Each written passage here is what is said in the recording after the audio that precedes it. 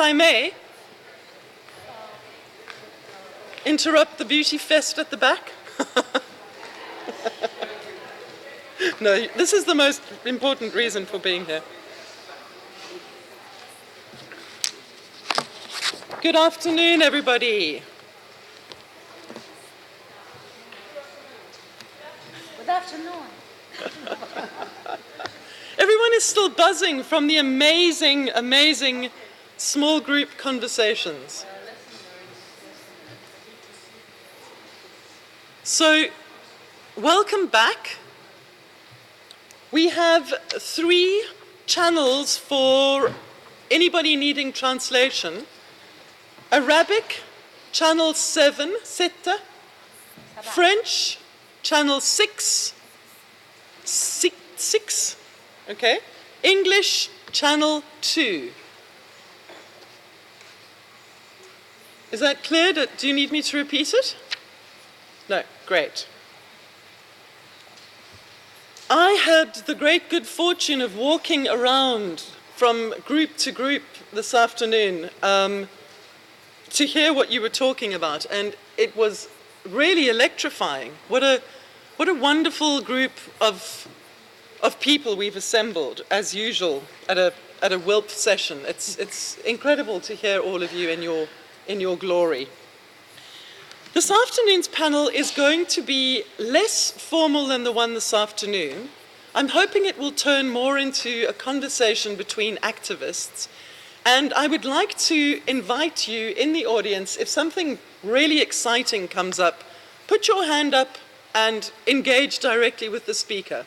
I think we've got enough time to do that. And these are not formal presentations. These are people's musings on this difficult question of how we can promote integrated approaches and participation in our on-the-ground work. So the people who are with us this afternoon are the wonderful Julienne Lusenge, who is a long-time friend of WILPF's, a long-time WILPF member from the Democratic Republic of Congo. And it's always a great pleasure to be around Julienne and to hear what she has to say. Ariana, who I have not had the pleasure of meeting before, it's lovely to have you here as well. And as you can see from your notes, she is from Kosovo. Sascha, who I also have not had the pleasure of meeting before, welcome. It's lovely to have you here.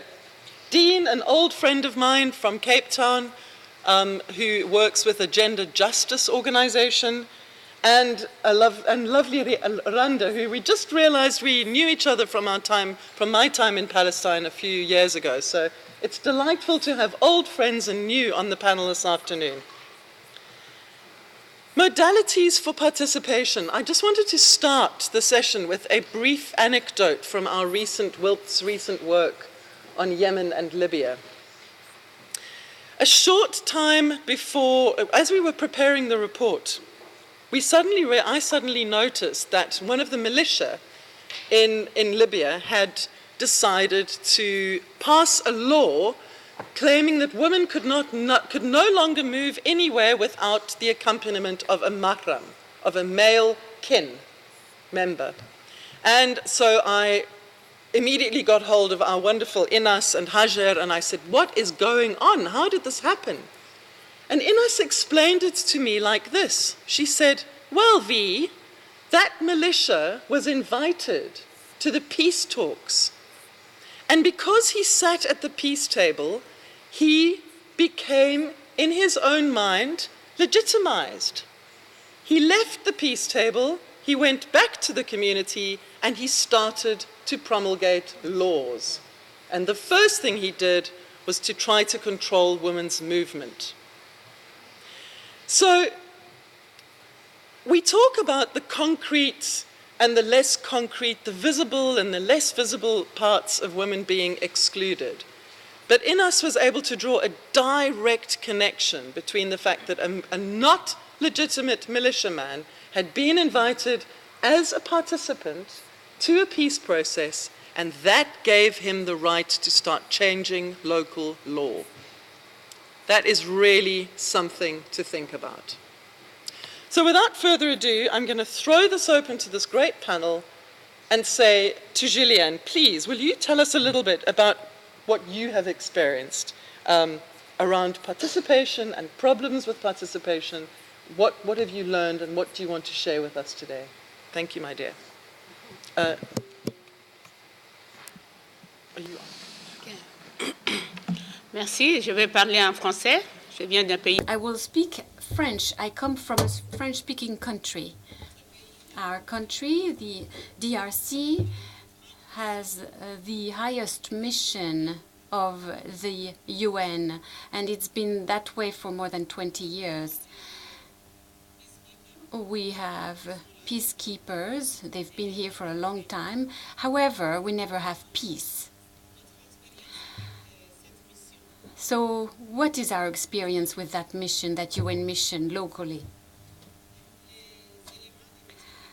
So the peacekeeping members think that this is a job. They say, if there is no militia group, armed group, there will be no work. So they need people around with weapons to have a job. So countries receive funds from the UN because they send UN peacekeepers in our country. So everybody is getting something. So how do you think they will say no to war? Because they are interested in war. And us women, we are victims of this whole situation. However, we do not want to remain victims. We keep fighting for peace locally. We go to the forest and meet the armed groups and tell them, stop this. That is enough. We can't have more war. Sometimes the UN helps us and accompanies us. It depends who is in charge in the region and in the city where the problem occurs. Some people understand, but some UN people say, it's none of my business. Go deal with this stuff. It's your own business. Some people say, we haven't come to become victims, to get us killed. Sometimes are willing to go with us. So I have to say that the peacekeeping mission is perceived by people as invaders who are getting money, who are earning from our misfortunes. And we have been saying that to the UN so that they can adapt their system. The UN system needs to be transformed, changed. The UN peacekeeping mission cannot be just a job. It has to be a mission, and to resolve conflicts and put an end to war. And this can only be possible when women participate, when we are engaged in actions and resolutions, and when we are being heard, when we offer recommendations and solutions. If we do not get involved, we will keep beating around the bush without a solution. As to the Security Council, I went there 3 times. When we make a speech, everybody claps and they say, this is wonderful, this is what we need. But that is soon over. This doesn't go beyond the room, because then you keep trying to see if the recommendations are implemented. Nobody will reply, nobody answers. And I'm tired. I don't even pick up business cards of people and their address. It's not worth it. What's the point when you send emails? Nobody replies. So they were just there to feel good about themselves and say, oh, look, these are the token women who came to the Security Council. We listened to them. We're not just here, women, to look good and to be wallpaper. We want to be listened to. We want to see what reactions are and see what resolutions and solutions will be found to resolve these problems. So as long as our participation is considered as a token good conscience, and so that we can say, oh, there were women in the room, then this council will not lead to any solution. As to the UN institutions or agencies, we worked a lot for advocacy to find solutions so that UN Women, so that it will be really an agency for women. I don't know if our country is jinxed. Why can't we work with UN agency? We still have problems. We can't find solutions. We don't seem to find an involvement of that agency, a direct involvement of that UN agency. Is it a problem with Congolese women who can't be active and understand international language so that we can interact with the United Nations?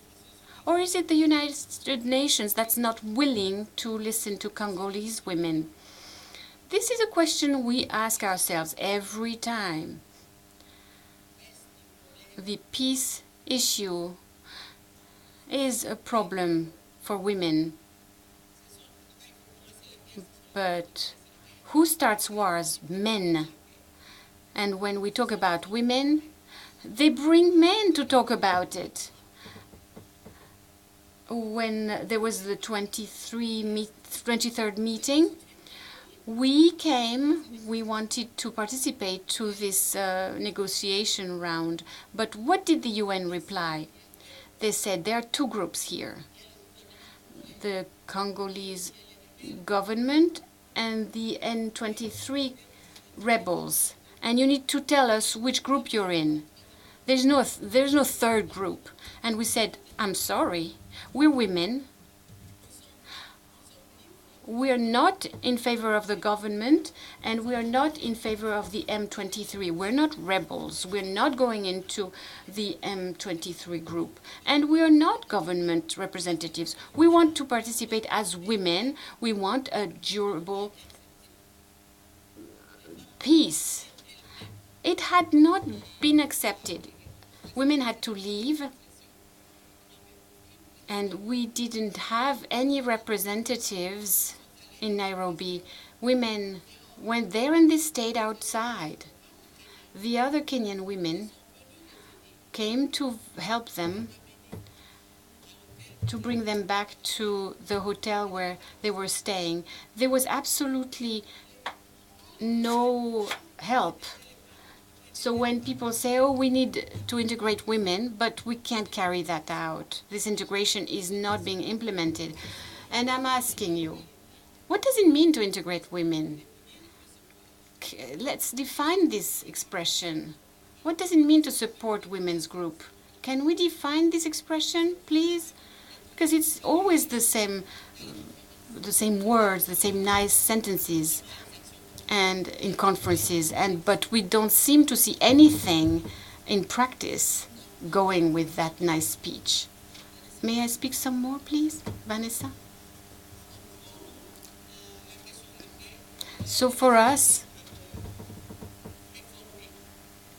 the UN needs reformation. The UN Secretary General said that the system needed reforming, and we're very anxious to see how he's going to interact with us women so that a real reform of the UN system happens. Without listening and talking with us, we're going to have fruitless actions, because it's always this useless talk, this useless diplomatic talk. And when I go to the Human Rights Council, I'm completely disgusted. People say, we need to talk about, to fight against rape in war. We need to do something. And other people say, no, we can't talk about this because it's the member state sovereignty. We can't talk about it. So human rights, can they keep being violated like this? Can they keep going like this? Because it's just the will of the sovereign country? I don't think so. If we decided that human rights are universal, then, in my opinion, as a consequence, we need to understand that economic interests be more important than human rights and peace. Human rights are peace, and peace are connected. We need to work on both, not separate them. There will never be proper peace as long as women are not present in every step of the way. We can't say, oh, she doesn't speak English or she doesn't speak French, so she cannot participate to the meeting. I'm sorry, I have a mother tongue. I need to be able to be listened to and find interpreters. Sometimes, often, women in villages are not listened to because they don't speak Portuguese, French, English, Spanish.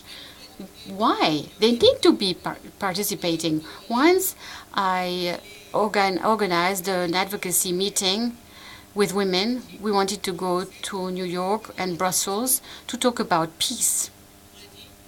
We were told, Julienne, why do you want to work around with women and travel around with women? Why do you have them travel? Why not? I said. Why can't we go there, listen to what's going on and talk about what's happening and what is our situation? Why not? And when we travel, we bring our information. We share the ground information. Unfortunately, sometimes this information is not taken up by reports. We are being listened to, but our recommendations are not taken into account. So this is what we experienced as to our participation at the Security Council or the different UN systems and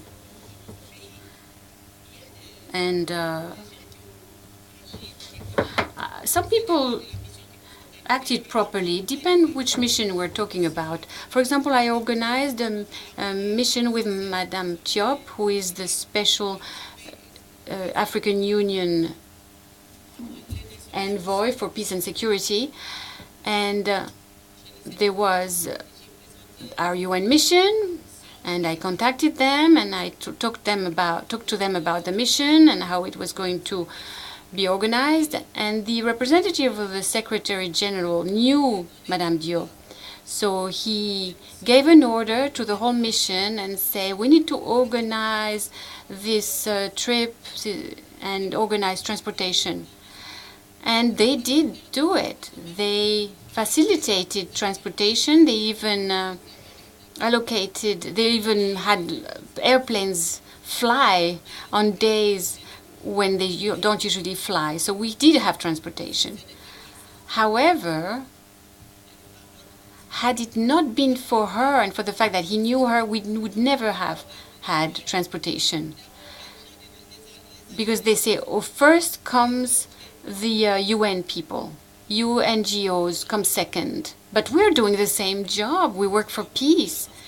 We work for the advancement of rights. Why can't they take us into account in the same way? So the UN people seem to be above us, and they look down on us in our country. They don't treat you as equals, as people. They are very haughty. I don't really know how to say it. Maybe I shouldn't use my usual words because it could be shocking, because sometimes the situation is extremely shocking. And I want to tell them, but this is not your money. These resources are not for you. You're here to help us. You're here to help the population. You did not conquer our country. It seems that this is their image. They're experts. They know everything. You, from the populace, you don't know anything. You have to pretend that you're completely ignorant, and they're going to teach you everything you already know, basically. And you have to say, okay, if you're invited, you have to, when you're summoned, you have to go there. You can't say, no, I had planned on doing something else. No, you have to drop everything and go where you're invited, because it's the UN. That's not a tenable situation. They gave us financing, and we said, okay. We signed the contract, and then they shrunk the allocation, the money they were supposed to give us, from 90,000. We went down to 12,000, from 90, then 60, then 30, then 15,000, and then 12,000. And I said, we're not taking your money. And what happened then?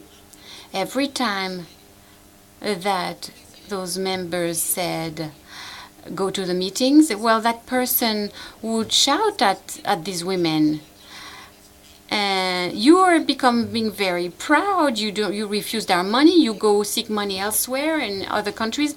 And then I said, the person who wants to take that money is going to have problems with me, because we did not want to take that money, because we were not explained why that money went from 90,000 to 12,000. We didn't change the contract. And we had the same problem with UN Women. We signed a contract. In the end, there's no money. And you're called and they say, well, people did not hand in the report. That's not business. Why should we be treated as clients? And I have to say, there's the good stuff and the bad stuff. With our experience with the UN, there has been both. And that's it. Thank you for your attention. Alors. Merci, Julienne. Yeah, that sounds exactly like something that came up in the political economy group when I was walking by. One of the participants said, you know, with the UN, if there's no war there already, they'll make it. They'll make it happen. Yeah, and it's a shocking thing to hear, but Julienne is absolutely right. Randa, I was watching your face as Julienne was talking, and I was thinking, oh, of course, the Palestinian in our group knows exactly what Julienne is talking about, and I was watching you nodding as well. So, Randa, tell us what it's like for a Palestinian you've had a UN presence in Palestine for about 70 years now, right?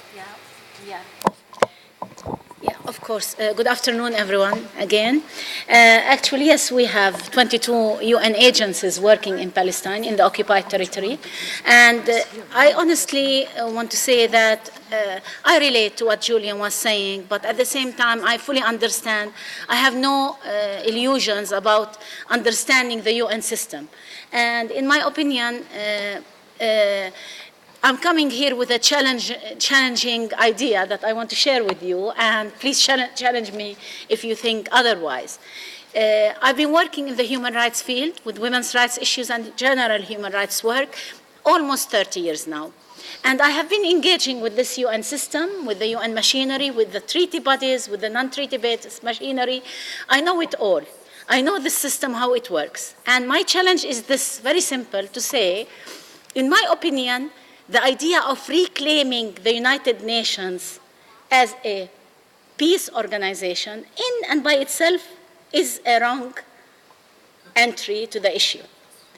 What we want to say, perhaps, is that we want to find our meaningful participation and our presence, and we want to fight against the shrinking spaces and the work of the organizations of the official states in the United Nations. This is a governmental state institution, state member institutions. I have no illusions about that.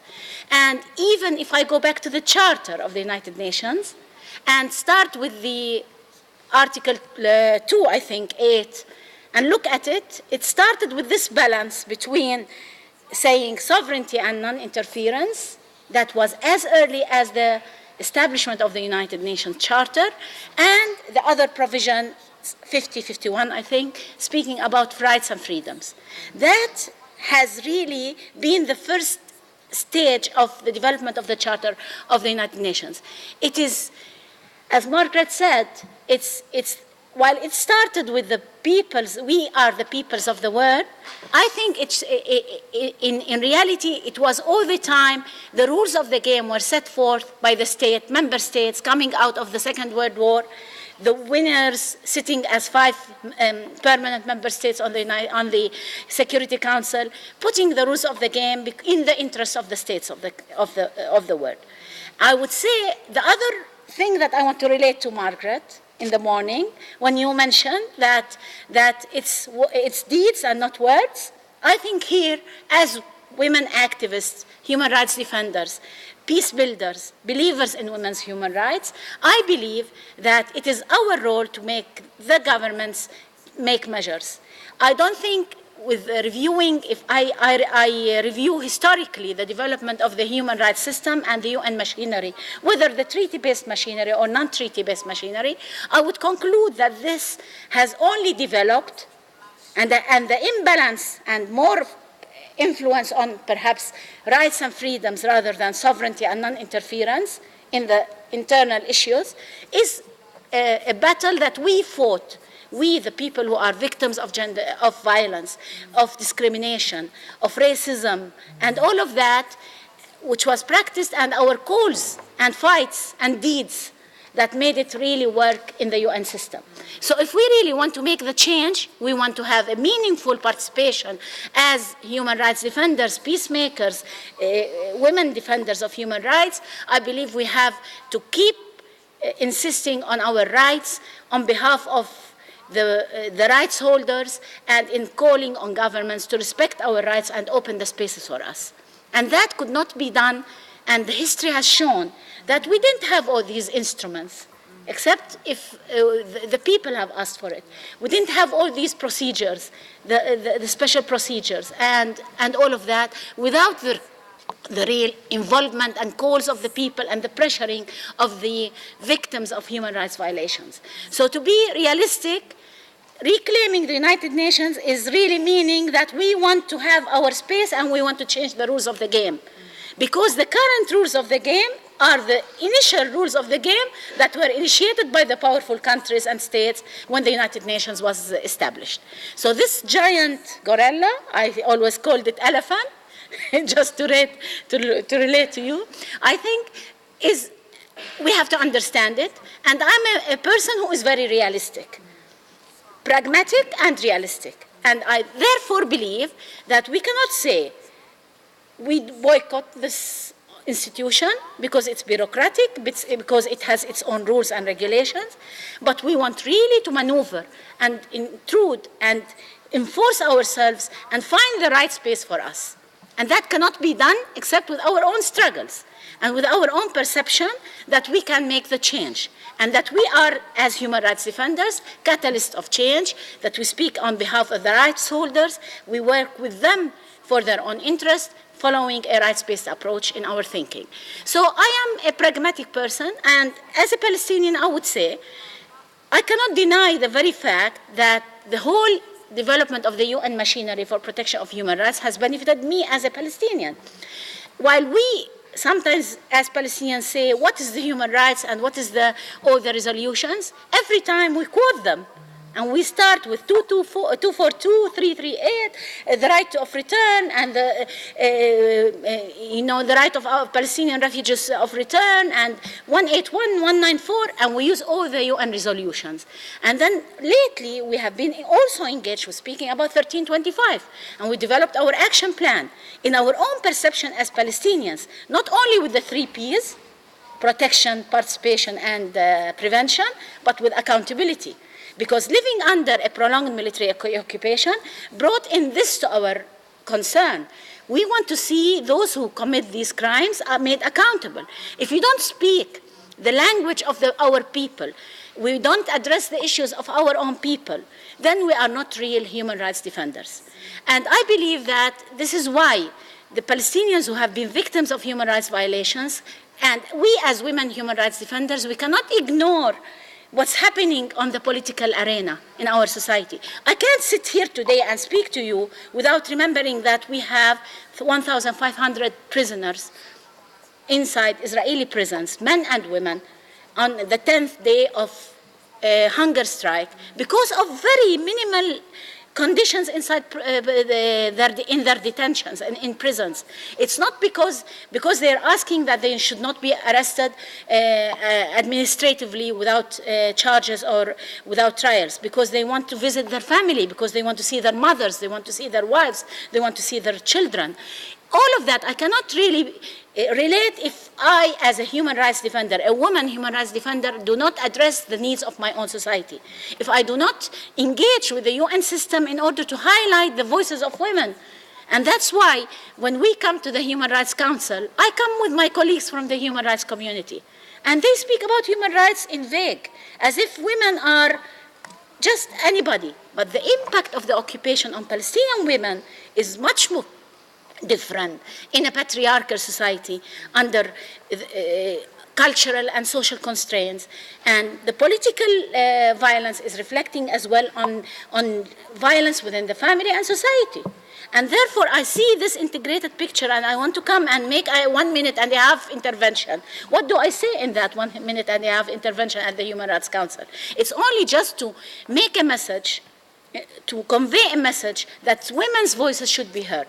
I bring it from evidence-based information, from the sufferings of Palestinian women, and therefore I engage with the system. I cannot say I don't want to engage with the system. I want to set perhaps better rules of the game, and that's why I wouldn't be happy to go to the CSW and find out that I cannot enter into the official room, because this is only for the states and for the UN agencies that have accessibility to that. But we as NGOs have no space. And all the debate is all the time, how could they shrink the spaces for us? And this is where we should think collectively how to impose our own agenda and say, no, we want more space. And you have to listen to us. And we are representing the people and the victims of human rights violations and women who are victims of conflicts and wars. And we, as women, rights defenders, have a different perspective that I want to share with you. I believe that when we look at the whole system, we cannot deny when the United Nations started in 1945-46 is not the same as now. We cannot deny that we have now special procedures, we have treaties, we have legal obligations on our states. Based on these international treaties and conventions, we have developed the UPR as a new mechanism. While all these look maybe not very helpful and not fruitful, we still need to engage with them in order to make change.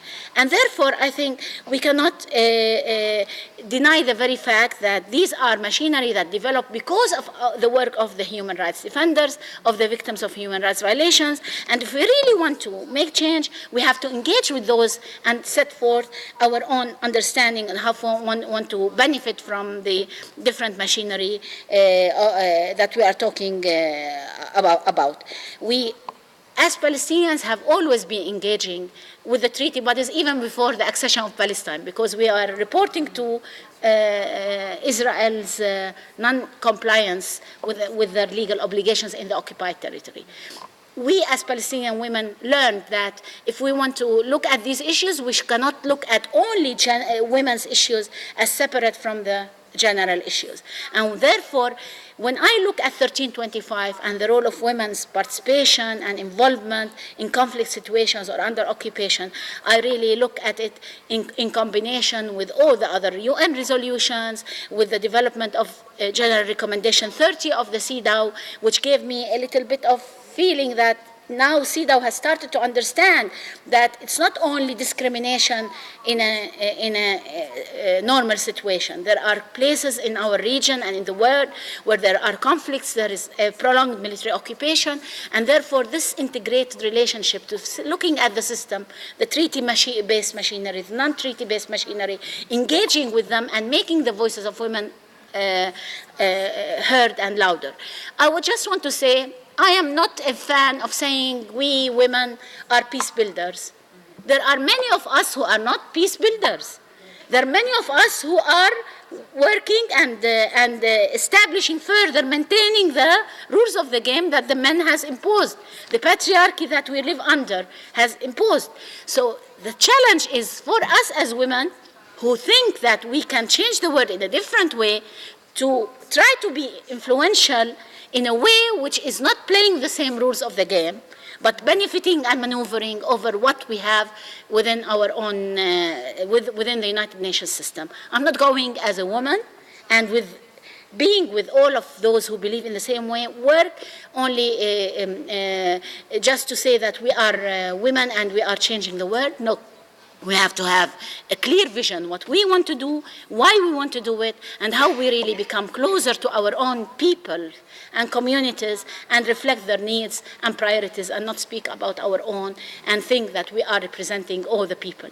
We have to think, while we can have the accessibility, the privilege of being in the United Nations, in the engaging with the UN system, we should not forget that we get our legitimacy from our own people, from working with our people in our local communities. And the real work is back home and not in international fora like this one, or it's really working on the ground. And we should walk our talks back home in order to adhere change with our own governments and with our own struggles. And thank you for giving me the chance to speak.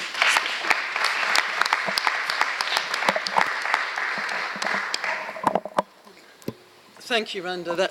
There was lots of food for thought in what you just said. I think it's really important, that point you're making about the UN as a reactive rather than a proactive body, that the more people push back into this exclusionary space of the UN, the more responsive it becomes. But the problem, as you say, is that then prolongs the slowness of the machinery.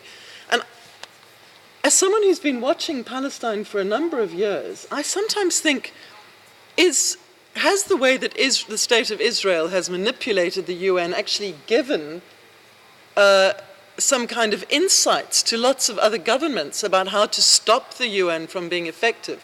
And this is certainly a question that comes up time and again when you work, as WILPF has been working across the Middle East and North Africa. A lot of our women activists have said to me, we know about Palestine, we've been watching what's been happening in Palestine, and it frightens us because we see that Palestine has become this kind of empty space in the middle of the UN. Is that what's going to happen to us? And I think that might be a moment where I can ask you, Dean, I'm going to ask you to think, please, about that very important point of local legitimacy, but not speak to it right now. But if you can just start thinking about how you'd like to pick up on that, because I think that's something that you can really talk to. And I'm now going to move to you, if that's okay, Ariana, because I think that both of these accounts are resonating for you, thinking about Kosovo. This one? Okay. Okay, so thank you, Vanessa. So much that has been said prior by the two speakers, I definitely could reflect. As you said, I was waving a lot my head, agreeing, because Kosovo had the opportunity to be sort of under an international protectorate, if you could call it like that, from 1999, after the end of conflict, until 2008. The thing was that for us, we divide the historic development in that regard, because even though we had the largest UN mission, global mission in Kosovo, we saw at the end that they basically failed to do their primary mission, which was exactly to offer a solution to the issue of statehood of Kosovo, because this was something that went through a UN special emissary, which was President Ahtisaari, who was supposed to propose a status settlement for Kosovo, and it was vetoed. Well, it wasn't vetoed, but there was a 110% chance that it would be vetoed by Russia, and it was declared by them prior to the calling of the possible general UN Security Council meeting. So that was something that basically didn't go through. So Kosovo was backed up by main powerful states such as US and EU member states to basically declare unilaterally independence, and this is the phase that we sort of start saying 2008 and onwards, where Kosovo unilaterally declared independence. Not to say that it has been a finished job, we are still definitely, I agree with you, in an unfinished state, but nevertheless today recognized by 113 member states, which is almost the majority of the also UN member states. We are also recognized as a sovereign state from 23 out of 28 EU member states. So I think we still, of course, have big problems. We are still not member of the UN. But nevertheless, I have to say that we have utilized that national, sort of that UN machinery in our own efforts. Today, actually, I forgot just to mention this, because in the agenda, it states that I will be speaking as a Kiplet Institute, but I'm actually speaking on behalf of Kosovo Women's Network, which is a network of 121 women-focused NGOs in Kosovo. It's a very diverse group, and it actually has inside its network women from minorities, women from women and men NGOs working on specifically and focusing on issues related to gender equality. So this network has, in my capacity, I was their former chair of the board, but also an activist and a researcher on issues related to women's rights. I have had the opportunity and the chances to endeavor quite often with the UN machinery, and to follow sort of very closely how it has affected also our work of the Women's Network on the ground. And I have to say that in one moment, I have to say with the financial crisis in 2010, when it started, a lot of funding got cut off, and of course, always the first funds that get cut off are funds that have to do with gender, and this was something that affected a lot the Women's Network, and we were once in a situation where we actually thought about even closing our activity, even though we had, on the ground experience since 1993. So almost 17 years of work experience, but there was no money to do our work. People would work on voluntary basis, but after some time they had to, feed their children or, think about sustainable solutions. So what happened was that we had on the other side, UN agencies, UN Development Program, UN Women who had funding, but nevertheless there was some sort of feeling of competition, I would say, or even a situation where the expertise and what was created by the work that Women's Network was doing for years on the ground was not valued enough and was not sort of seen. In that situation, we were luckily saved. The rent was paid back then by Kvina till Kvina, who was very active in the Balkans. They are closing now their offices and phasing out. We don't know if that's good or not, but let's see. I mean, the CEDA is supposed to do gender mainstreaming with their projects in Kosovo. And that's another question. So we overcame that situation. And then when you face the situation like that, you have to think about, as you said, practical solutions, what works in practice. And in our view, since we had the possibility to represent a lot of women-focused NGOs who become members of our network, and then we represent issues related to gender equality in different forums, we came together, we strived together, and we sort of created a platform of discussion and requested that different UN forums, like for example there was a UN Gender and Security Forum, we become part of that. So, but we really had to claim our space. We had to be part of that process and sort of speak on behalf of women. They would say, in the past, but how, who gave you the right, but it's actually the women NGOs who are our members that give us the right to speak on behalf of women. And I think this sort of networking really helped our case to be able to push forward and advocate for common agenda. And in this particular is the mission of Women's Network to work on gender equality. I can mention one example. Just last year it happened actually that we had a situation where UN Women had got some funding, because we always compete. I have to stay still. The civil society sector has to compete on regular basis with UN agencies to get funding. For us, there is less and less funding, but we have EU funds, so we compete for EU funds, and we have some donors, embassies. We also have to compete for those funds with UN agencies, and it happens that sometimes, well, in majority of cases, UN agencies get them. But we get something as well, so we are able to, we are able to continue our activities. And we had a very successful story where we were able to get funding from Austrian Development Agency to develop a women's fund, which was really a good story, where we worked with grassroots organizations with small fund, but helping them stay alive, because they were basically just dying off on the ground because of lack of funding. And based on this idea, UN really liked this idea, they came across a fund to support and work with individual work with the reparation of victims of sexual violence, which happened in the Kosovo War. And they basically, probably in the moment when they wrote the project concept, must have enlisted Kosovo Women's Network to be part of that, even though we were not consulted in that process initially. So they came to us and said, we have this money and we have these funds, and we want you to do this, like you should give now funds to individual victims. And we were like, okay. So like, how did you define this?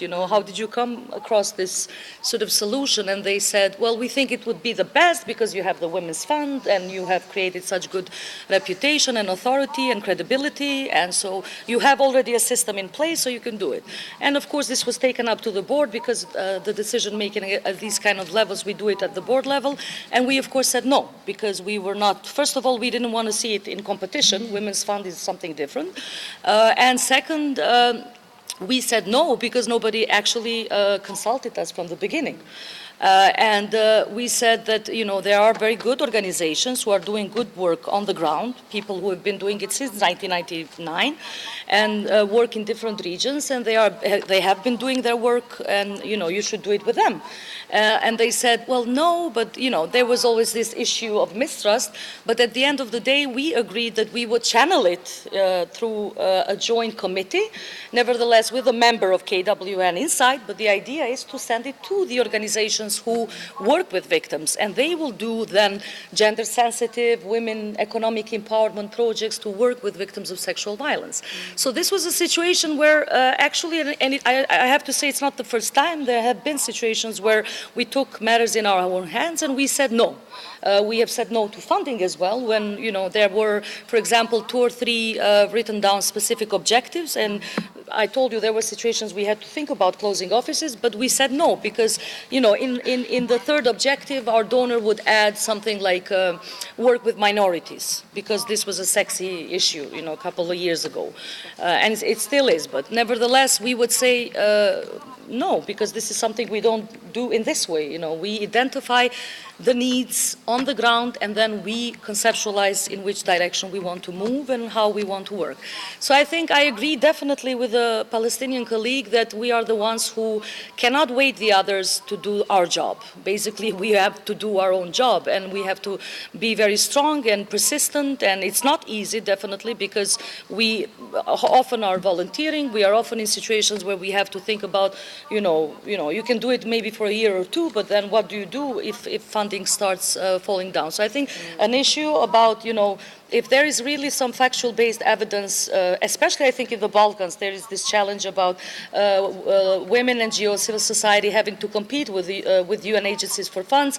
I think this is an issue we have to sort of really turn to and think about, and recommend, what future sort of solutions are to be there. But I would also try to just mention another example, which I think we used very well.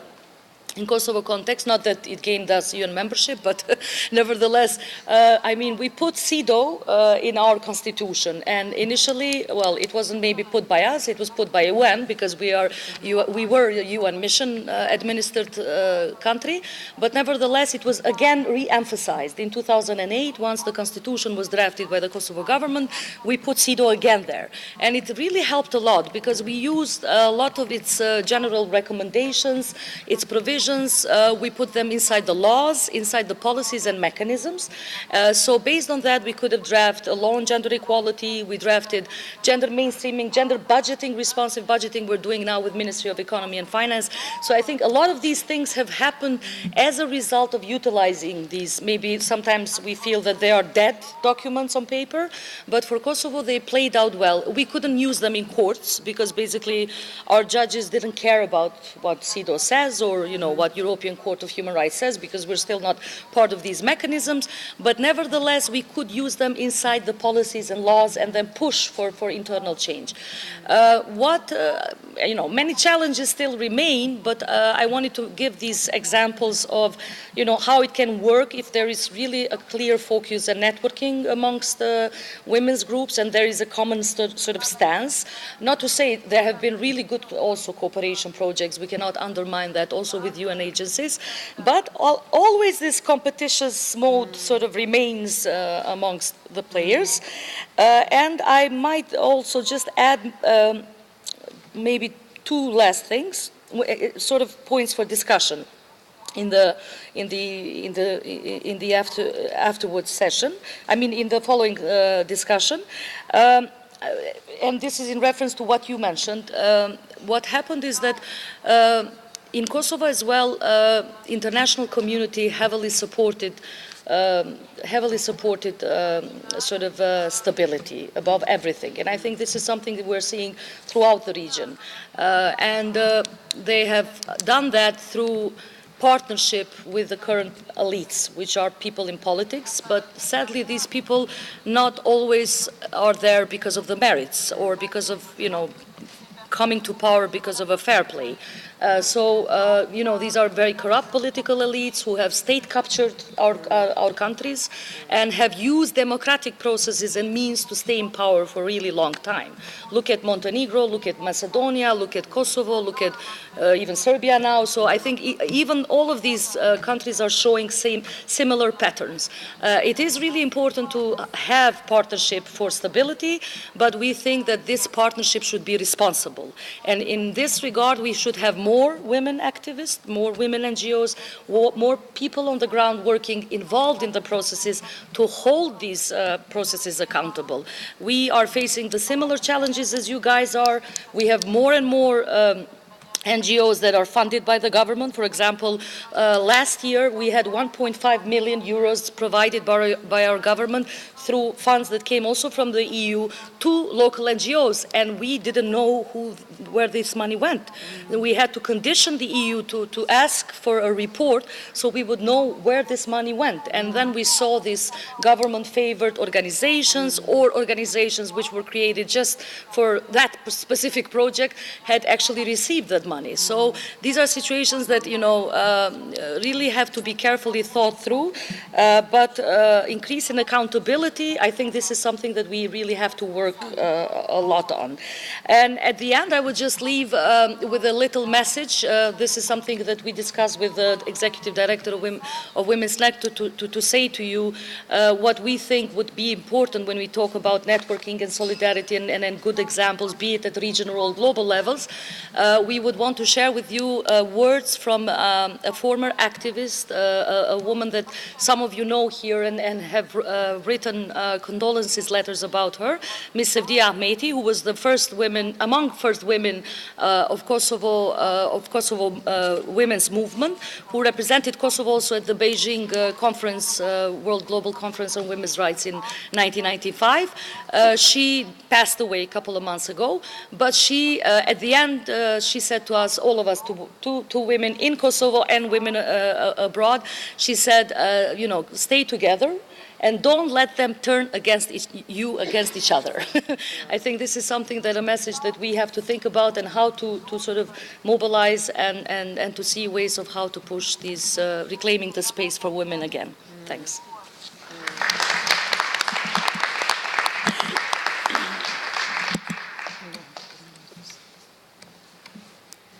Thank you very much. That was, yeah, again, a lot of food for thought. It seems to me that there are two threads that I'm going to ask our last two panelists to pick up now, between the two of you, please.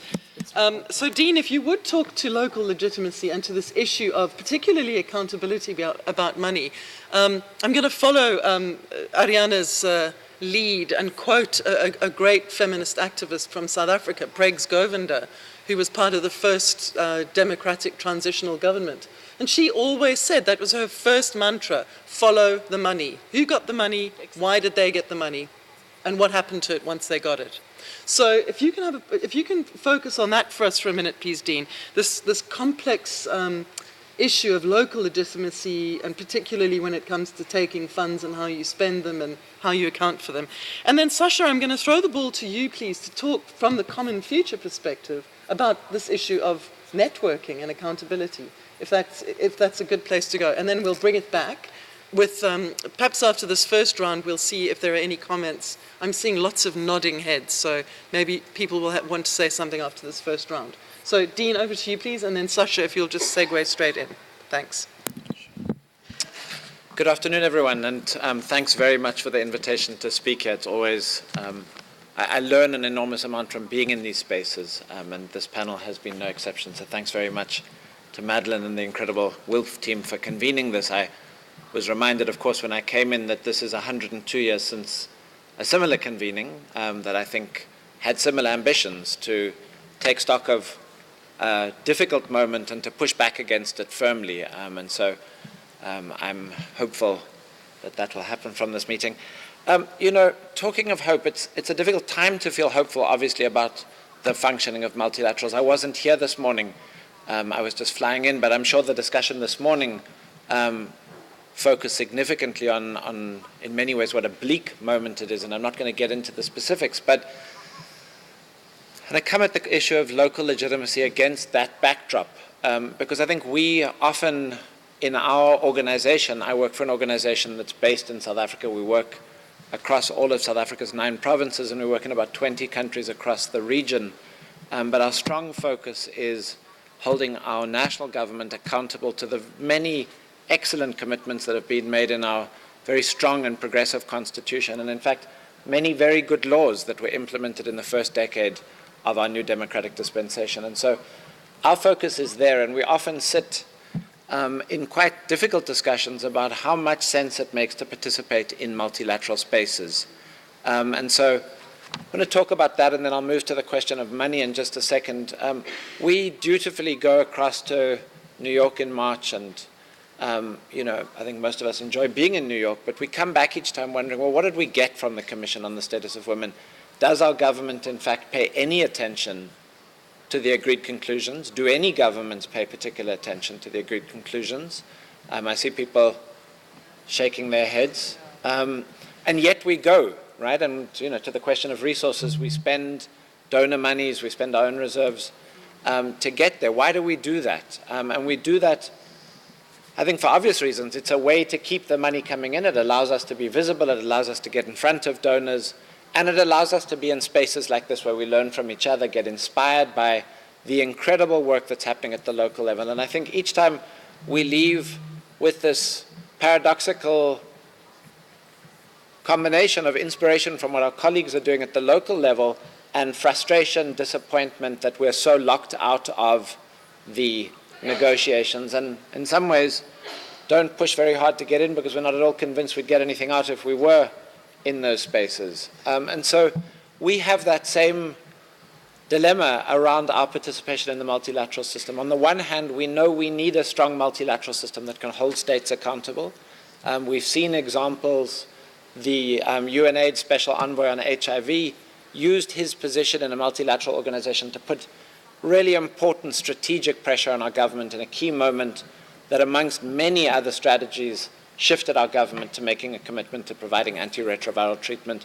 And I think we've all got those examples of key moments when the multilateral system has worked, and we heard some of that described on this panel. But mostly we've seen scarce resources, and I don't just mean financial resources, I mean the resources of people who can do the analysis, the writing, who have the technical skills to participate in very technical processes.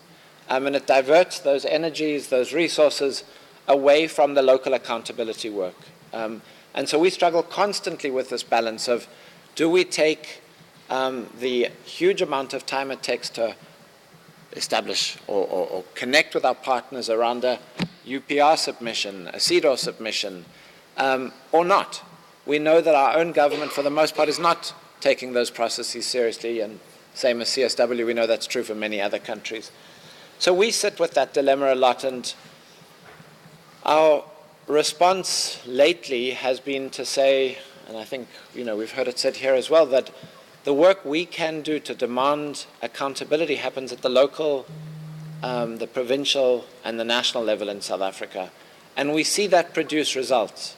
It requires resources, it requires focus, both of which get diverted when we participate in some of the big UN multilateral processes. And of course the paradox is, as I said earlier, we believe in those multilateral processes. We're grateful for what came out of Vienna now 30 years ago. We're grateful for the UN Women's Civil Society Advisory Group. We're grateful for those participatory processes, and we want them to work. But I think the question is it worth it for us as a national and regional organization trying to hold our own government to account? What we see works in South Africa is communities making demands on local government, on national government, using the power of the law and our constitution to force our government to either back away from things it's doing that we think are wrong-headed, or in some cases illegal, or to do things that we want them to do. And I think our reading of this international moment is that it makes much more sense for us to put our efforts, at least for the moment, into the local and the national work, while worrying tremendously about what that means for the multilateral spaces that have so much potential but deliver so unevenly. And so that's, I wanted to just kind of pick up on this tension that we're hearing about really all of us wanting a multilateral system that works, where our states in processes like UPR can hold each other to account, against an experience where that doesn't happen very often. And so yeah, I don't have any useful answers about how we attend to the multilateral urgency. On the question of resources, I think two things. It's absolutely right that there are nowhere near the necessary resources for the work to end violence against women and advance women's rights and gender equality. And a lot of what gets funded, is of course the most depoliticized work, the work that's least focused on advocacy, least focused on state accountability, least focused on building a strong women's rights and gender equality movement. With that said, I think there's more money sometimes than we see. We've done a number of scans and research to determine in some ways what the total pot is. We've connected with AWID around this. And I think there's lots of money out there. The question is it's being spent on huge international NGOs. We were part of a bid recently, a year or two ago, with a big American international NGO, $150 million to address violence against women and HIV in South Africa. Huge bid. They went in 6 South African partner organizations. We got an email, congratulations, we won the bid. We were all very excited. A few weeks later, we got another email saying, sorry, we've excluded you all from the bid. And they went instead with KPMG. And that is not unusual, right? That's unfortunately quite common. And so I think we sometimes end up in these arguments about allocating the resources differently amongst those of us doing advocacy work. And I think there's a different conversation about huge amounts of money that are going to largely unaccountable INGOs that function without very much local context specificity, offer quick technical solutions, and I don't think support the really critical accountability work that needs to happen at home. Last point on the resources issue and the issue around money and support for the important work that we're all here to discuss. I find tremendous inspiration in the successes from the HIV and AIDS advocacy movement. The Global Fund regularly disperses between $7 to $10 billion a year, right? They're just across the way here. And that reflects tremendous hard work and knocking down the door by AIDS activists, the late 90s into the 2000s and beyond. And where I find some inspiration in the UN system as a result of that is, I think, one of the most accountable UN governance systems. The UNAIDS Project Coordinating Board, essentially their board, is made up of multilateral, of member states, UN staff, and critically, NGO representatives. That's different than advisory councils, which don't have actually much influence. I was on the Secretary General's network of men leaders. We never met once. It was a complete sham. I sat at a number of panels with the Secretary General and other senior people who said, you know, I'm so proud to be here with someone from my network of men leaders. We did nothing.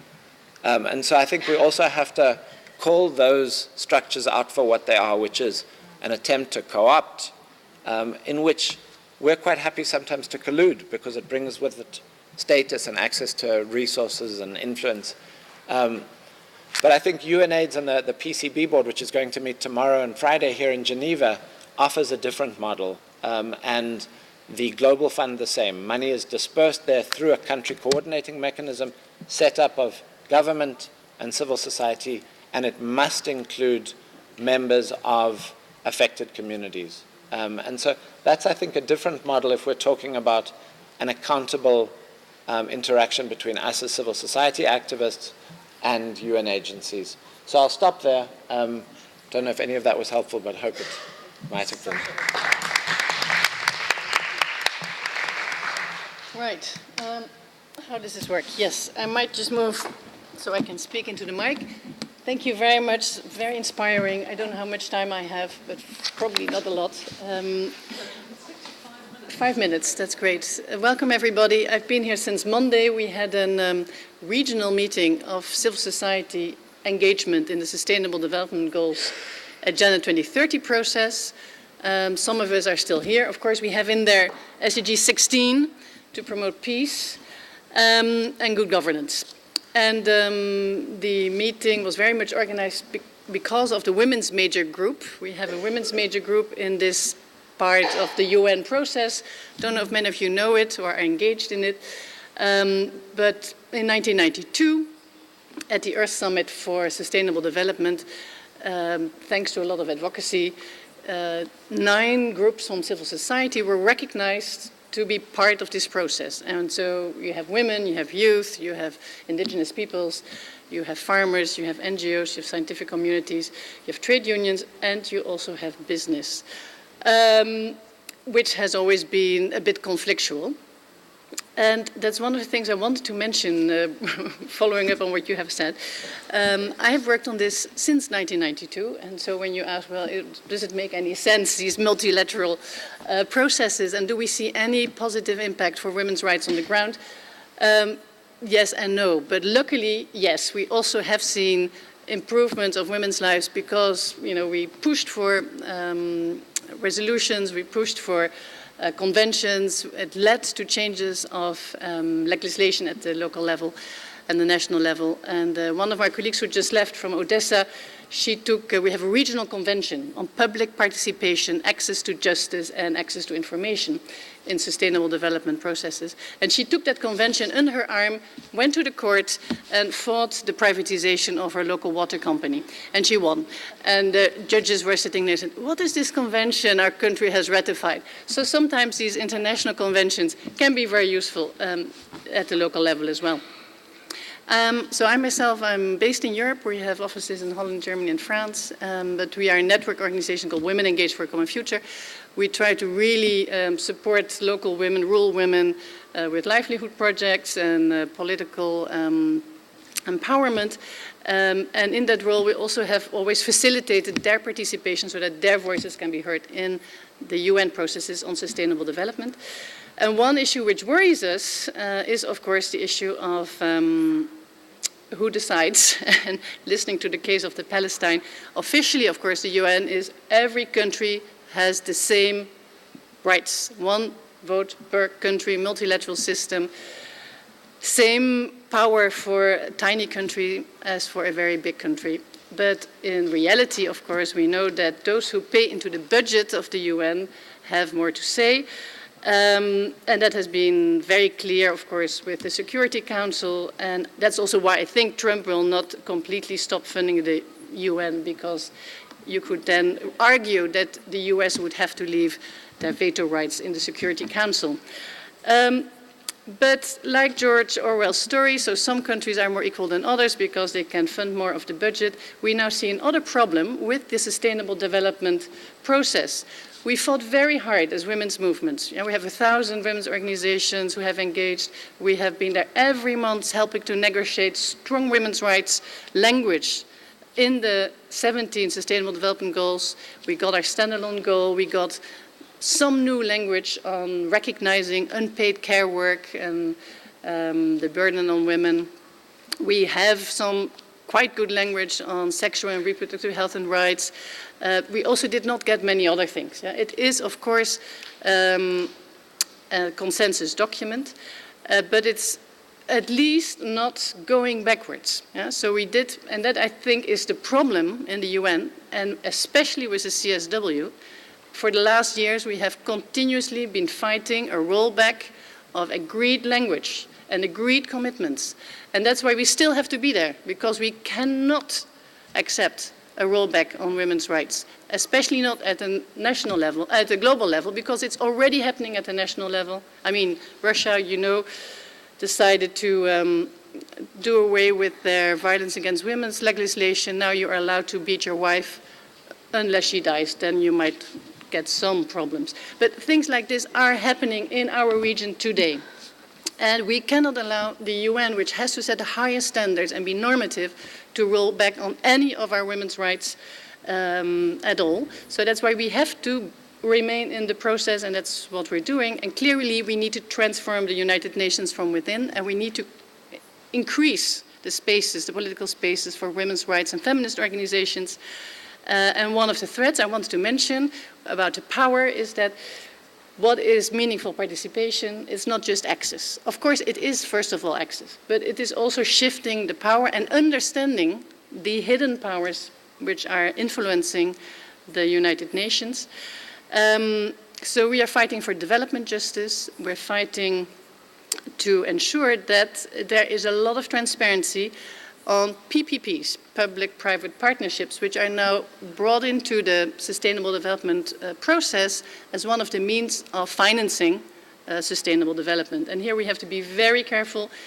I find it very shocking that although they were already officially recognized as a major group in this process, that business has now obtained the same status as Palestine. The International Chamber of Commerce has now obtained the same status as Palestine, and they have therefore much more rights within the UN than all the other civil society groups which have been recognized. So that is just happened a few months ago, and it happened in total silence. You know, it was just put on the table. There's a very good report of the Global Policy Forum on the threats of public-private partnerships and why we need much more transparency on this, and I think that's also very important for the women's rights movement. And then, I mean, you asked me to talk about barriers, but I should maybe not go into many of the barriers, maybe just to highlight some issues which I think are maybe important to mention. Women's movement funding has decreased by 50% in the last 5 years. I think most of you know that. That's a study conducted by the OECD GenderNet. And so now they're looking at recommendations. So what can be done against this? And so I know AWID is involved. So maybe some other of you are involved in this, but I think we as WILPF, with all our networks, should become engaged in this discussion on what should be done to counter this trend, and especially funding to women's rights organizations in the global south have been reduced. And then, of course, we have had some other barriers. You already talked about travel bans and you talked about visa problems. And WILPF was completely right to boycott the CSW 61 senior membership. And maybe we should also come from this meeting with a recommendation that it would really be good, even though the travel bans have maybe not, been implemented because of good work by some human rights lawyers. Still, New York is a problematic area. We should at least have rotation, and we can call for that as women's organizations, because this is part of meaningful participation for women's rights organizations in the United Nations. And then, what are good things? I think what we have seen from 20 years now of the sustainable development process, where women always have had a seat at the table since then.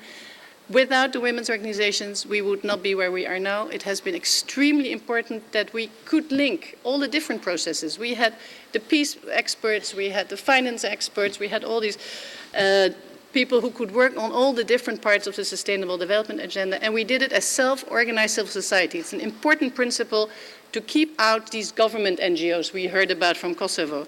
We need to make sure that we are really always, first of all, consulting with our local groups. We heard it from Turkey yesterday as well. We first have to consult with our local groups, and then we know who we are engaging with. And we really want it to be based on the real movements and the real civil society, independent civil society organizations. We have elections, we have rotation, we have the principle of diversity, and it's very important, I think, that we strengthen this. And now Jamal is sitting here with her colleague Olga. They are part of the ESCAP process, so that's the Regional Economic Commission for Asia Pacific, and they have just recognized 17 independent civil society movements and groups, which are based on the 9, so it includes the women's groups, but it includes new groups, which are important for the region, self-organized, who said, we want to engage. They have a group on LGBTI, they have a group on landless farmers, they have a group on migrants, they have a group on people with disabilities. And these have been recognized officially by the UN. And the good thing is that then we can also fight for the same policy spaces when you go down to implementation at the national level. And I think that is what we should try to do, is to get that recognition for this diverse civil society space in UN policy implementation at the local and national level. And I can't say much more. Maybe one final thing. I walked into the Swedish Minister of Foreign Affairs, Margaret Wallström, who you might know as well, and she has installed what she calls her feminist foreign policy. And when you speak to all the male ambassadors, they will say, yes, I'm a feminist foreign policy ambassador. And what I like about that is that we should maybe also be promoting that in all our countries, because what they have done, at least with their ODA, is that they're trying to at least make sure that all the funding is screened on its gender equality impact on women on the ground, and that they have at least 2 levels. So minimum criteria include gender assessments before any projects, involving women in the designs of projects, and then they have more transformative criteria. It's not good enough. They are really looking at the input, and they haven't yet done enough on the output. But I think it's a start. I think we can learn from that, and I think it's something we can take back to our own countries. Thank you very much.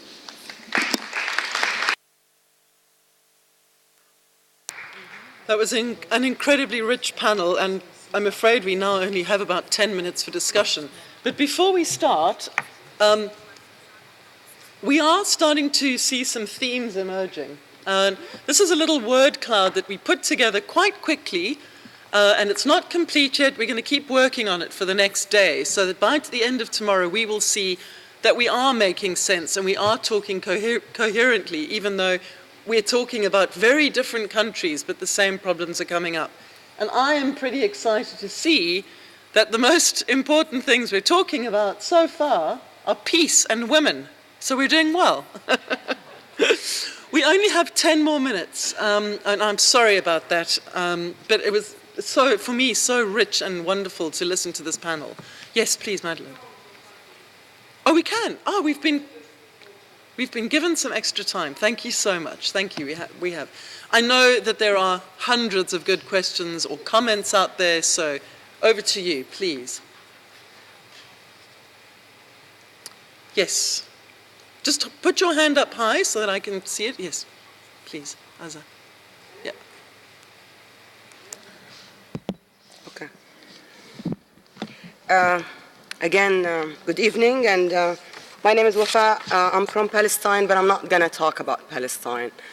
I think you covered it well. But actually, back to what I was expecting from this session, talking about modalities and approaches for participation.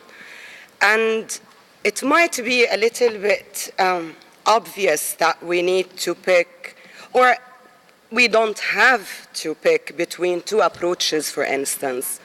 It's either to shake the system, which means setting the agenda as women, or accepting the shrinking space that the UN is giving to women.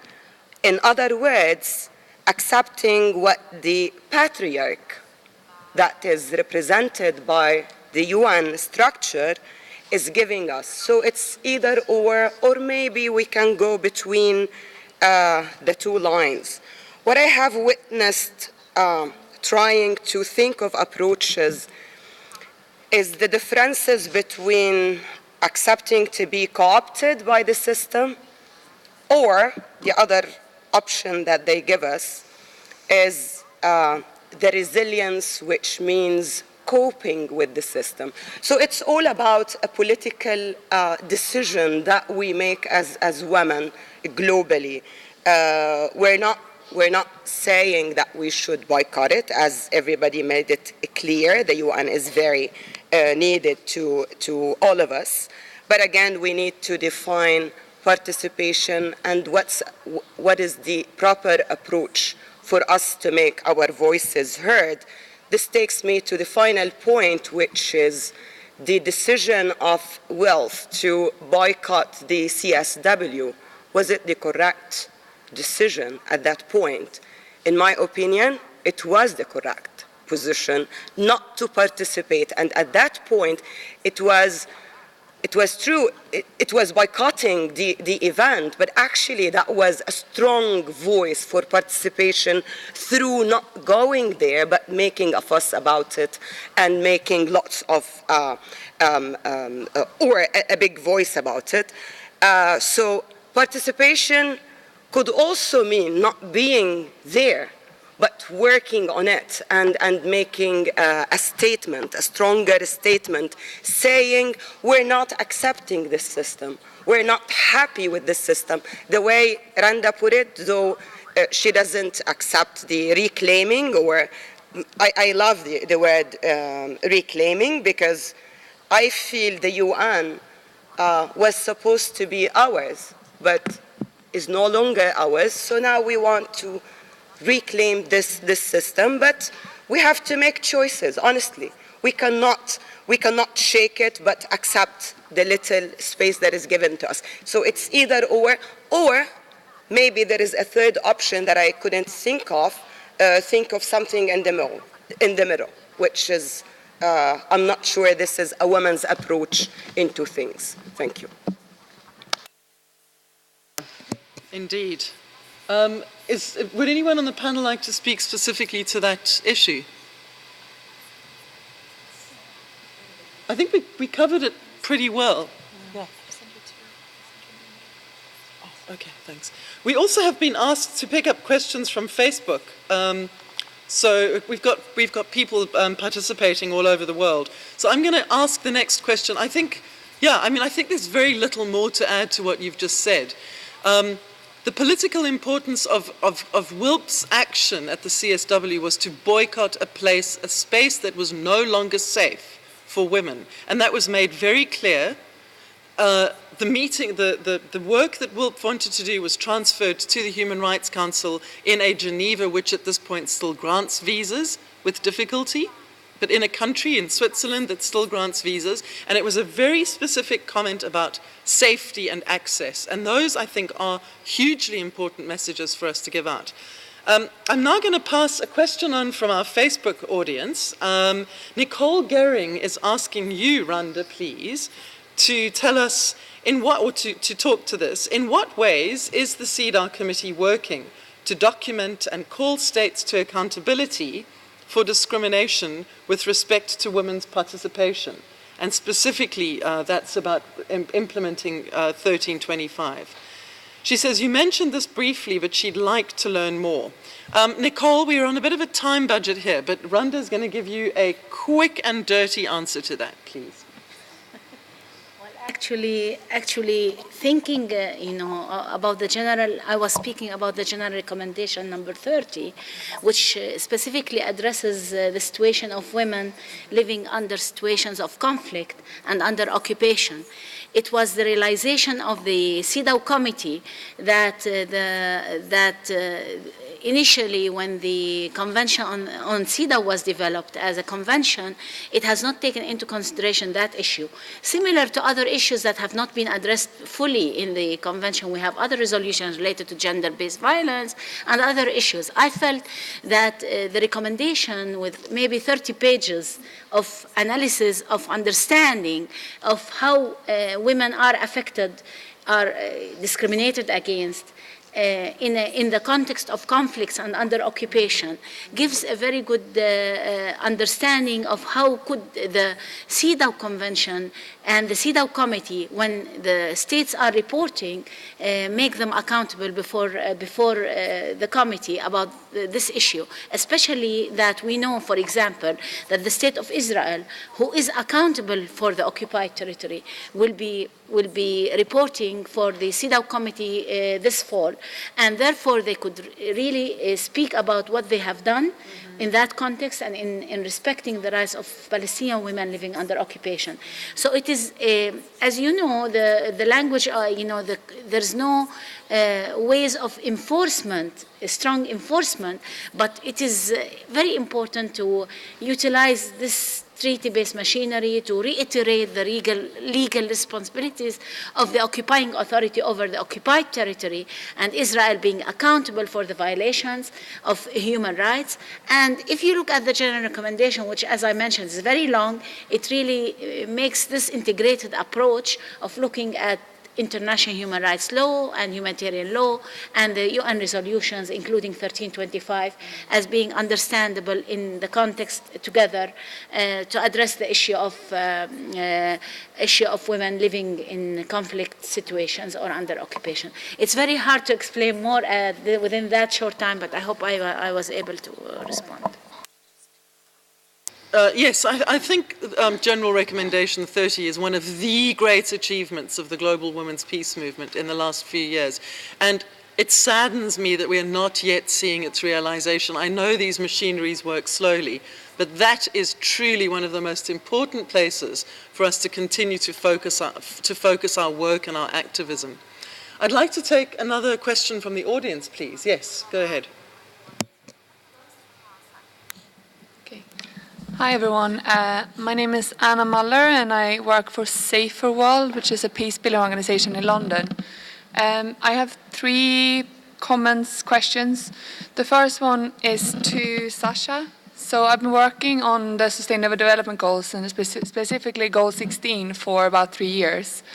And we're seeing a range of different global initiatives to implement Goal 16, but unfortunately most of them are completely gender blind, both in terms of the policies and suggestions that they put forward, but also the fact that women's organizations and activists and experts are not in the room. And that's something that we're working very hard on, but it's going to take a long time. So I would just be interested to hear your thoughts and experience of working on Goal 16. My second... Yeah, sure. Do you hear me? I can keep it very short.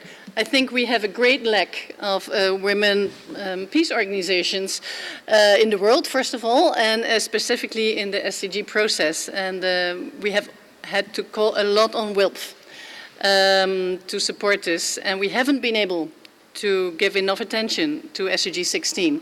And it would be very good, as out of today's meeting and tomorrow's meeting, we could get some very concrete steps how to do that better.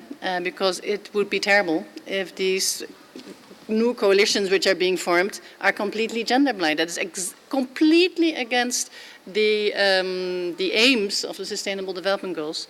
And so therefore I would be happy to think with you and all of you how we can do that better. Thank you. That's a call out for anybody who wants to talk to SDG 16, please. S'il vous plaît. Thank you. I'm so happy to hear that we are going to take a recommendation about the visa. But I don't know how we are going to proceed. Because in the case of DRC, we have a Schengen house. The Schengen house is a global for all EU countries. You need to come to Geneva, go to Schengen house. You need to go to Germany, go to Schengen house. Now, how are we going to proceed? I can recommend to have a little commission to put in place before taking this recommendation. About the CSW, are we going to transfer the CSW in the other country? We have a UN, because in Africa we have also the country who have a UN office. Thank you. Practical, logistical question. Does anybody want to speak to it, Sascha? Perhaps you? I think networking as women's rights organizations to vouch for each other, it might be something we can think about. We do that to the UN. The UN, when we have a meeting like this week, we get lists of hundreds of people who are applying, and they ask us, do you know them? We said, yes, we vouched for them. They're all great. You should register them. Maybe something like that can also speed up the visa processes for the EU Schengen house in DRC. And the other one was on CSW. I saw you tweeted that you also wanted the Security Council to rotate. I think it would be excellent if all these meetings rotate and that they often go to UN Nairobi in Africa.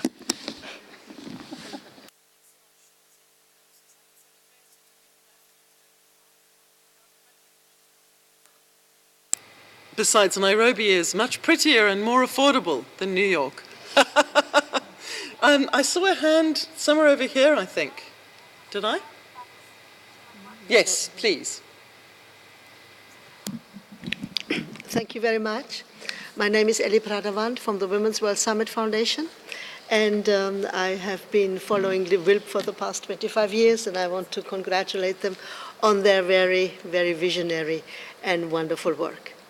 Thinking about the topic to reclaim the United Nations as a peace organization, it came to me that we are actually in the space of the birth of a new United Nations, a new era for the UN work. And given that I've been struggling a lot with how would I present transforming the UN, and I wish the Director General would be in the room now, to actually change the name of United Nations to United Serving Nations for Peace and the SDGs. Because if we do not add a verb, which means action, it will stay what it is, a beautiful talking show, and I enjoy most of the talking. But the time has come that the women of the world and the movement is getting bigger and better every day. Together, maybe with also the children's movement, I work also for the rights of children, because together women and children are 75% of the world's population. The women and children would ask to have a 5th World Conference in 2020 with the issue of transforming and reclaiming the UN, together with the first World Summit on the Rights of the Child. that is also connected to the SDG. Goal 5 is ending violence against women and discrimination. Goal 16.2 is ending violence against children and youth and all the other things. If we would achieve this combination of civil society and propose in 2020 a 5th World Conference on Women, together with a conference on the rights of the child and the SDGs, the boys cannot say no. It will be too powerful. And there is a saying, the day will come when women and children get together and claim, the day when women and children work together, it will be a power such as the world has never seen before. I don't remember who wrote it, but I have it somewhere in my books. So this is something I would like to participate in, to start a think tank. And we can have this think tank with the women's movement and invite the UN to come in and listen and see and share how we see this transformation of the United Nations. Because without it, I don't see that by 2030 we will sit here and actually record the change that we have committed to creating. And there's a lot I can say and talk about it, but I leave it for now as just an input, as a solution that could maybe be recorded somewhere. Thank you. Thank you for that very optimistic and uplifting idea about where we could take the world. I must admit, I would be a little bit concerned about who might actually be in power in some of the powerful countries in 2020, but we'll see. And I thank you for giving us a vision, which takes me to a question that we were asked to look at on Facebook. That I will please not right now, please. From somebody called Salsan Al-Rifai, who I think self-identifies as a Yemeni woman, and she is actually asking us to look at a quite difficult issue, which is, we're talking about UN reform, she says, but what about the fact that civil society itself can be very divided, and that there are so many challenges that women face when we try to attend a peace process. There was a very, very strong conversation about this in the group looking at peace processes, where our colleague from Colombia was saying that the very real problem that they faced was that they were expected to sit at the table as a unified woman. How are you going to do that when you're emerging, as Colombia is, from a very long conflict? How are you going to do that as Yemen when you've been in a state of internal civil war over decades? I think this is something I'm going to throw at you, Ariana, because I think you probably have some ideas about how to talk to that. And of course, Palestine, well, all three of you. Yeah. I mean, there's no ready-made recipe for that, I wouldn't say, but, sorry, I forgot I have this. It depends definitely from the context in which these women's groups are working. But of course, we cannot, reclaim that women are homogeneous and that we're supposed to have, one woman speaking on behalf of all women of Kosovo, or nevertheless in other countries, because they come from diverse groups, they come with different interests and needs. I think, of course, there is a common goal that they might approach, but nevertheless, this diversity that it represents should be respected and should be as such acclaimed throughout this space that you said should be claimed for all women to be able to participate. I understand that in situations, especially when dealing with our national governments, this is what they ask for. They ask for a unified position, or they ask for a unified civil society representative, or what they have been doing also lately is they request they put a call of applications, and then they have 5 or 6 people applying, and then they recommend the most favorable, which we don't know how they actually choose this favorable person to represent particular interest groups of civil society. But nevertheless, I think for us it's been easier because we've had the network, and the network has been able to sort of mobilize, and it's based on membership, so then it's easier to sort of claim particular advocacy or claim particular representation. Of course, there is criticism. There is criticism always also from young groups and from groups who want to become part of or have different initiatives, but nevertheless we are, we've been always open to cooperation. And in these situations, it's a tough, definitely, it's a tough way of how to do it, but as I said, we have to strive to work together. Yeah. We have to open that venue, and I think it lies on us, the responsibility with us that have created and have some years of work experience to really open up and to approach younger women, younger feminists, to be part, to sort of at least reflect upon and discuss issues jointly. And this is something Women's Network has been doing, maybe not intensively, but for the couple of last years has it acknowledged it as an issue and has been trying to talk to younger generations. And especially, there's a big challenge, for example, about the generation of IT technology and people who, the millennials, and how they see all of this and how they perceive, activism and way how they can change things. But nevertheless, I think it's on us. It's our responsibility to try to approach and to try to make venues of discussions. And this is what we try to do. And criticism, of course, is something we have to work with and try to learn from. Yeah. So I'm sorry to have to draw this wonderful panel to a close, but we are out of time now. Sorry to not be able to take your question.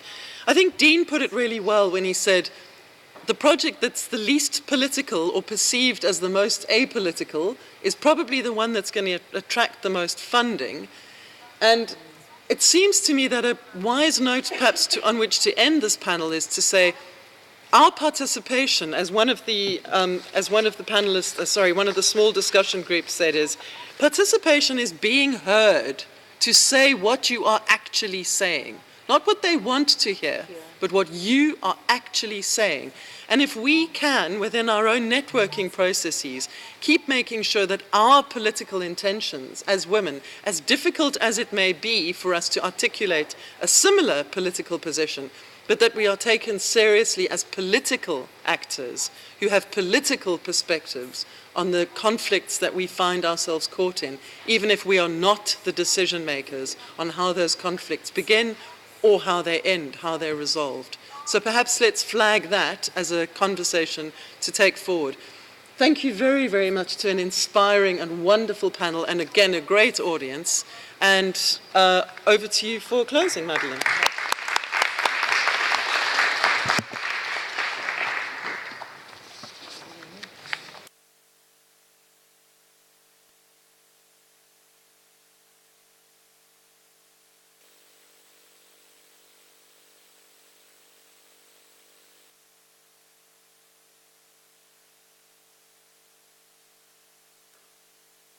While you get ready, sorry, everybody was given a summary template. Can you please, as we go through the next 2 days, just write down anything that comes up that you would like us as WILPF to particularly pay attention to? We'll collect these up at the end of tomorrow and we'll process them and let you have the feedback. Thank you. Sorry, Nadia.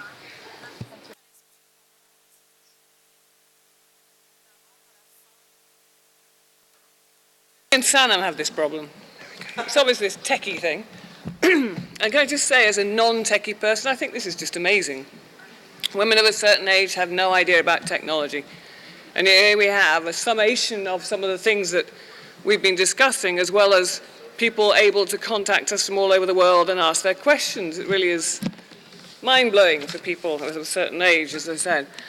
What a shame. What a shame that the heads of the agencies are in Montreux talking about the future of the United Nations and not here with us in the room. Because I think that what I've heard today has been absolutely riveting. in terms of what you have come up with. Different opinions, we don't all agree on everything. Of course we don't all agree on everything. But the way in which it's been articulated, are we inside, are we outside, what is it we want to achieve, but there are common themes which are coming up again and again. And I'm not going to rehearse them because I'm lazy. I'm going to ask you to turn to your neighbour and just ask them, discuss with them for just a minute, what you think those common themes are. Because what we want to do tomorrow is, we've got our lists, obviously, of the ones that we think were the biggest ones.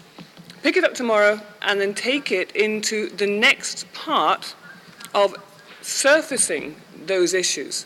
And we want to do that tomorrow through the lens of humanitarian space and how we can organize within that space to set the framework for increased participation in building a real peace. So, 1 minute, talk to your neighbour. What is it you think are the common threads that we've got out of today's conversations? V, what do you think? I'm not interrupting your space, but my computer doesn't run without a plug, so... Brilliant. That's really excellent moderating. Thank you. I suddenly realised...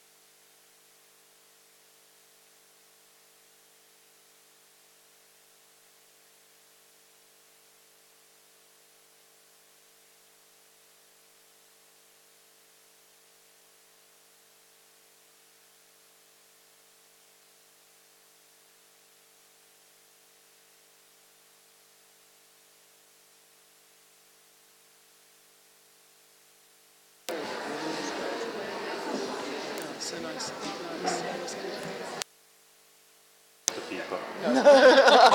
Just for the live stream sake of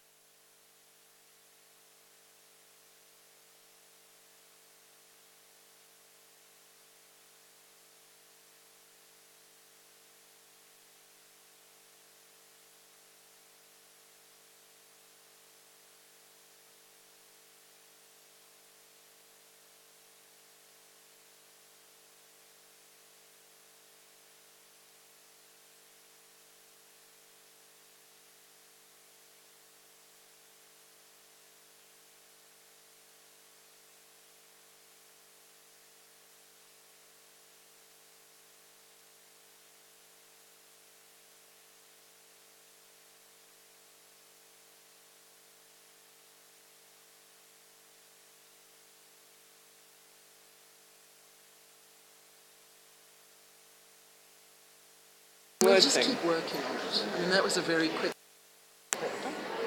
That does sound right. Okay, people. I'm sure you've all now knitted a jumper, let alone pulled out the threads. Oh, there's a gap. Oh, yeah. Deep joy.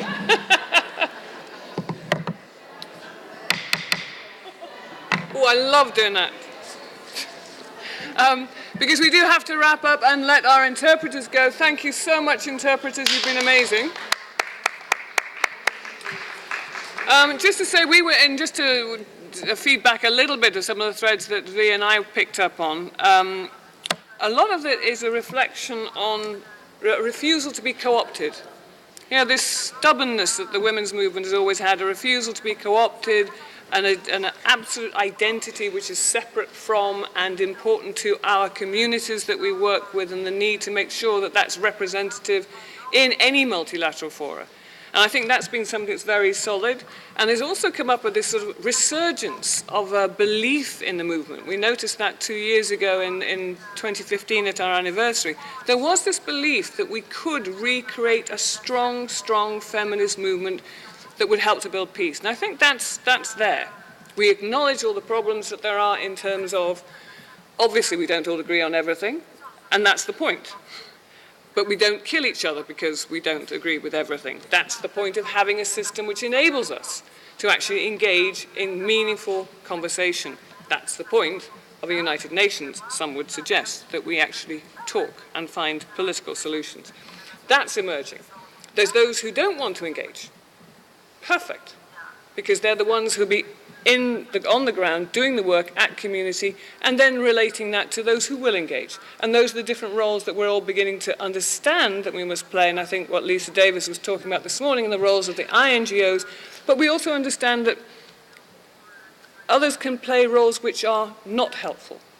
So we have almost like a business model, a system which is now, I would say, is becoming a beer moth, in the way that from UN, through INGOs, through large, sometimes non-governmental, for-profit organizations are steamrolling into communities, hoovering up the talent, displacing the local knowledge, and then taking the money on the way through.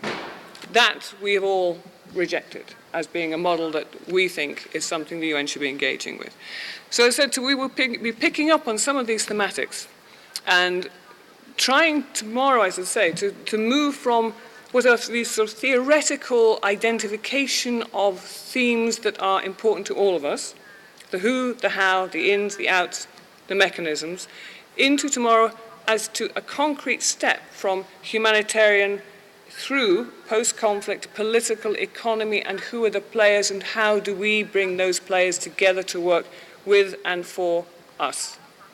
So thank you for a wonderful day. I think it's really been an extremely helpful exercise. It's embodied what WILPF believes in, which is this community of peoples who are trying to build peace. It is about building communities who will work within a system, with a system, but believe that the system has to be multilateral, multinational, in order to be able to deliver in the end on what it is that we're all seeking. So thank you so much, and we'll see you all here 10 o'clock tomorrow. Thank you.